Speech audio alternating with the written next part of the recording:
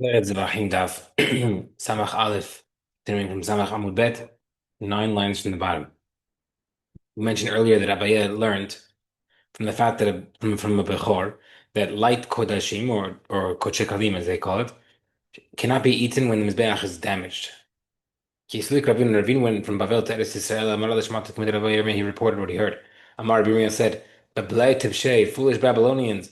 Tul Diatze Barach Shuvah. Since they live in a dark land, Amrish Ma'ated Mahashcha, they teach something that's dark, meaning you're not living in the land of Eretz Yisrael, which makes you smarter, and therefore you don't say clear things. Lo Shmilu Hadatanya, because didn't you hear the following halacha? Bish'atzi Luk Mazaot, when they used to move the Mishkan to journey throughout the Midbar. Kodashim Nisalim, the meat that of korbanot became disqualified. V'zavim Husarim Mishtalchim Chusam Hizah, and the people who were Tameh Zav or Tameh Misra were sent outside of the camps. But then Idach Mabret says, "B'shnei mekomot kodashim nechem," they eat it in two different places, whether they're by the Mishkan or whether they were traveling. My love, seemingly, how do you explain the difference between these two Braitot seemingly contradicting each other? Habe kosher kodshim. When can you not eat it together when you're traveling is the high level korbanot, kochim. Habe kosher kalim, when can you eat it together even while traveling is the light kochim. So we say kosher kalim can eat it even when there's no mizbeach, active mizbeach, because they're traveling. Question against Abayet. The Gemara says, Amar Ravina, idvi kosher kalim. No, maybe both talking about light kalim, light kochim. Without kashan, there's no stira. Samach Aleph, Amud Aleph, another huge Amud for those following audio. It is 3 lines. How to Bishmael, the first Braita which says that it's asur while eating while traveling is a Bishmael. And how to Abna, the second Braita follows according to Chachamim. Right? Earlier, Bishmael held that the meat of a Bechor can only be eaten in the Mizbeach. And Chachamim said that no, meat of Kutcher can be eaten even when there's no Mizbeach. Another explanation, have a kochekachim. Really, both of them are high level korbanot. What does it mean when the Brayta said that you can eat in two different places? It means what two places? Kodem she'amidu leviim in the Mishkan. First, before the Leviim built the Mishkan, well, after Rashi somehow explains it after the Leviim built the Mishkan, and everything is set to be used. After they dismantle it, but before they kish the Mizbeach. So we see that the Brata is saying that the kosher kashim can be eaten even after you take down the Mishkan, as long as the Mizbeach is still there. Now, why would you think not? If still will be outside, because maybe the kosher kashim could be considered as if they left their location. It's like as if it left the Hatzer. Mashman, therefore say no, the Mizbeach's there, you're good. Maybe wait a second. Maybe it's a good point. Maybe it should become disqualified. The Gemara says, Amar Kira, the Pasuk says, V'nasa ohel moed, the ohel moed shall move, which means, Afa pishin nasa ohel moed, even though it's traveling, it's still considered ohel moed, and it retains its status. If the Mizbeach's there, it's kasher. Marav huna marav, Mizbeach shelo ashla b'mhiya. The Mizbeach of Shiloh was made out of stones. The Tanya Berta says, right, so Be'ach Shalom is referring to a time period between the Midbar and the first Bet HaMikdash. It was there for 369 years. And he says that Mizbeach that we use in the city of Shiloh was made out of stones. As the Brayta says, why does the Pasuk mention 3 times that it's made out of stones? Shiloh, one time is the Mizbeach of Shiloh.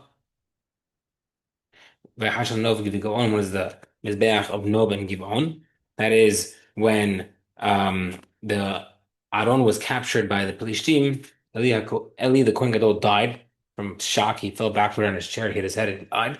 When they heard that the Aaron was captured by Pelishtim during wartime, they used it during wartime, thinking it would help them, and the Pelishtim captured it. Afterward, the Mishkan was brought to the city of Nov, and that was until Shaul HaMelech destroyed Nov and killed the Kohanim who lived there, like we mentioned earlier.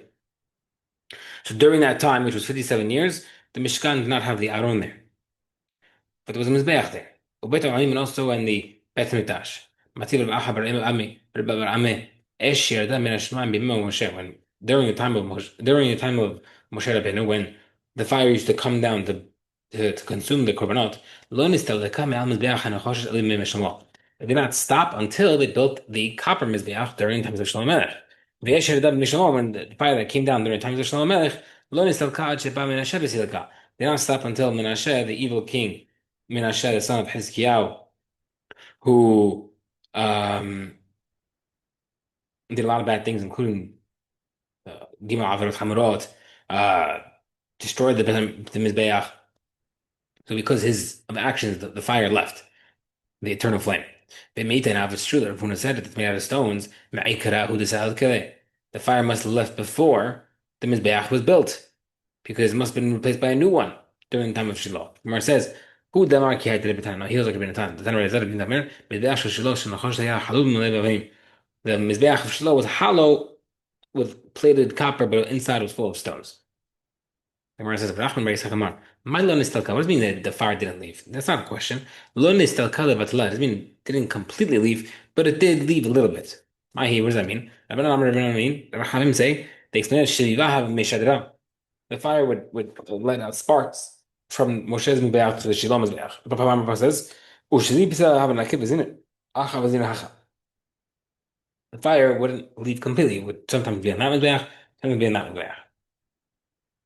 Okay, Tanakh, the Mishnah says, "Ukshahalu b'nei Hagla," when the people exilers left from Babel to Eretz Israel, right? Hosifim alav arba amot min drum v'hadar amot min harav. They added to the Mizbeach extra dimensions of 4 amot in the south, 4 amot in the west. Kimin gama, like the shape of the gama, which we mentioned is like a chaf sofit. My time, why? Marav Yosef. Mishum lo safek because it's not enough space. The Gemara says 1 second. I'm gonna say Hashtem Mikdash Rishon. Now, in the first Mikdash, the Tiv Yehuda Yisrael Rabbi Mikahol Sheladas of the Yam. Pasuk mentions that Bnei Israel was the size like the sand of the sea to certain people. Safek, and yet the Mizbeach did not have to be added. It was good enough. Mikdash Shani, the second Mikdash, which was tiny man Bnei Israel, the Tiv Kol HaKahal Ke'ehad Arba Rebo. The entire Bnei Israel was like 42,360 people. Lo Safek. That's not Mizbeach. You have to add space for that. Bnei Israel was so much smaller. Malay says no. Hatem Esh Shemaim Misaitan. Yes, in the first Mikdash, the Mizbeach was sufficient because the heavenly fire helped burn the korbanot faster. Acha Ein Esh Shemaim Misaitan. But the second Mikdash did not help. Ki ata Ravina Mar Shimon ben Pazi Mishum Bar Kapara. He repeated this Shitin Hosifa. He said they added it because of the Shitin. What does that mean? They added extra so that the libations that they do, the water and wine, which they used to pour on the top of the Mizbeach, would go deep into the tunnels in the ground. In the first one, we used to go down the side of the Mizbeach. When they came back, they wanted to extend it so that it would go directly from the Mizbeach through the ground. Ma'ikra said, well, why didn't they do in the first Mikdash Mizbeach Adamah? Because who says the Mizbeach out of the earth? Shehu Atum Kadamah means that's to be like filled with earth, and therefore they cannot make a tunnel. Well, Sof Savor Shitiyah they say no. Maybe the Beit HaMikdash should quote unquote drink the liquids the same way as it eats the liquids. What does that mean? The same way the Mizbeach consumes physical, it eats the fats, so too has to drink it, meaning it has to pass through the Mizbeach. What do they do with the pasuk of the Mizbeach Adamah, the earth? Shehu mechubar b'adamah has to be attached to the ground. Shelo yivnenu alog about kifim should not be built on top of an arch. V'lo agav mechilot not on top of a cavity. It has to be completely attached to the ground. Marvi says, Lav Hanitanya. We can also explain why the second Beit HaMikdash Mizbeach was bigger was because of the Braita. V'yachinu Mizbeach al mechonotav. They set the Mizbeach on its foundations. Shekiol Sof Midotav. It meant that they got the exact measurements, which Shlomo Melech himself wasn't able to do. So, meaning that they knew the exact measurement was supposed to be, and they were able to fix it more than anybody else. Back 1 second. So it says, "Hakol bechtav miyad Hashem Allah hiskiu." Seemingly, David Melech tells Shlomo that he knew how big it was. So how can he say he did not know the maximum size? He says, "El Mar Yosef, Kira Ashkaf Dirash." I found the pasuk and I explained it as follows: "V'yomer David Zehu Bet Hashem Elokim B'zem Mizbeach L'Olam Yisrael." Mentioning the Mizbeach and the Beit HaMikdash together it teaches you what? Ki Bayit, the Mizbeach should be like the Beit HaMikdash. Ma Bayit Shishim like the Beit HaMikdash should be 60 amot long. Af Mizbeach Shishim so too, the Mizbeach has to be 60 amot long. They didn't tell you exactly how wide it should be. It just said that the maximum. And over here they said, okay, fine, we'll actually extend it more than what it was prior.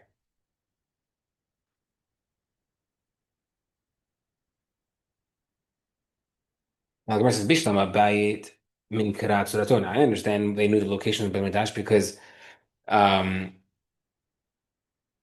they were able to tell from the outline. The Mizbeach, I didn't know where to put the Mizbeach. Amr Zar says Ra'u Mizbeach Manu, they saw the Mizbeach built in a vision. Michael Hassan Magdom Ahmed Maktiv, and Michael, the angel, the officer of God, was standing and bringing korbanot in Shemaim on the Shemaim version of the Bet HaMikdash. But he says, Nachamai, he says, no. Avrosha Yitzhak Ra'u Shemunach B'Otom Makom. The ashes of Akedah Yitzhak was placed in that location. Right? You know that a few korbanot took place in the same place, including Akedah Yitzhak, the same place where Adam created the bring a korban for Hashem, the same place where Noach left the Aron, and the same place of Cain and Abel's korbanot. So they said they saw the ashes of the korban that Abraham brought of the ram after he took down Yitzhak from the Akedah. Rabbi Shmuel bar Nachman Amar, Mikol habayit kulo hariho reach Torah. From the side of the Beit HaMikdash, they smelled the Torah smell. Misham harihu reach Evarim, but from the side of the Mizbeach, they smelled the smell of animals being cooked or sacrificed. Amar Babar, one of our Nevi'im Halum Mehem, there were three Nevi'im, three prophets that came from Bavel. The famous three, she says. One of them told them where the Mizbeach, how the size of the Mizbeach. The next one said where the Mizbeach should be. Even and the third one said you could bring Korban even though it was Beit HaMikdash. But I think in a lot of different version, there's been Yaakov Omer, one testified both to the size and location of the Mizbeach. Second one said the third thing earlier that you bring korbanot even though the Mizbeach. And the third one testified that you should write the Torah in the script version of Hebrew of Ashurit, which it wasn't had before. Before it was Ivri, which is like that interesting lettering that you could find on the archaeological findings from the times of Beit HaMikdash. They changed it that we now right now we write in Ashurit script. Okay.